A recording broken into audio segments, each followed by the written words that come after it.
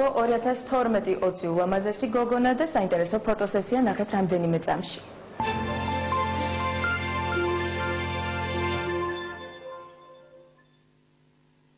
მის საქართველოს კონკურსანტები ფინალური შოუსთვის ემზადებიან კონკურს იმიჯ ცენტრი უკვე მე-10 წელია მართავს. კომპანიამ 20 ულამაზესი გოგონა მთელი ქვეყნის მასშტაბით შეარჩია გადაღებები ვარჯიში და დატვირთული გრაფიკი უკვე ერთი თვეა კონკურსანტების ცხოვრების წესად იქცა. გოგონების პორტფოლიოებზე კიკავა სტუდიო ზრუნავს ფოტოსესიას მაესტროს გადამღების ჯგუფი დაესწრო.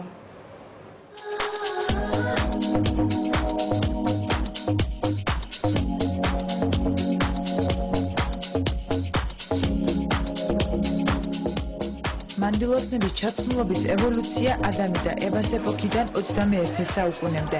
დიზაინერმა თინათინ მაღალაშვილმა მის საქართველოს კონკურსანტებს ფოტოსესიისთვის სხვადასხვა ქვეყნის, პერიოდისა და სტილის საცურაო კოსტიუმები მოარგო.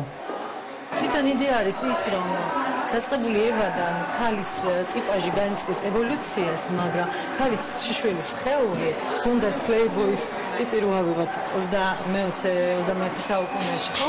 ანუ ქალის შიშველი ყოველთვის ძალიან აქტუალურია.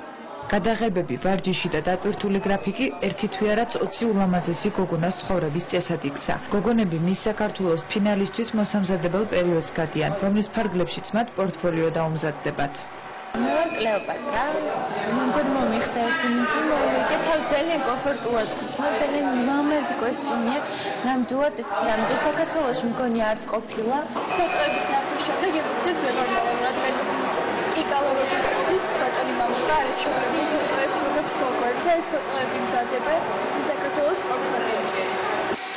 მის საქართველოს კონკურსანტების პორტფოლიოებზე კიკავა სტუდიო უკვე 5 წელია ზრუნავს. საიუბილეო კონკურსის მონაწილეებს ფოტოების სტუდიის დამფუძნებელმა მამუკა კიკალიშვილმა გადაუხო. ანუ ჩვენ ახლა ვიღებთ მის საქართველოს გოგოებს რა და ანუ შესაბამისად უნდა 3-4 ფოტო ავარჩიოთ რა თვითონ გოგოზე.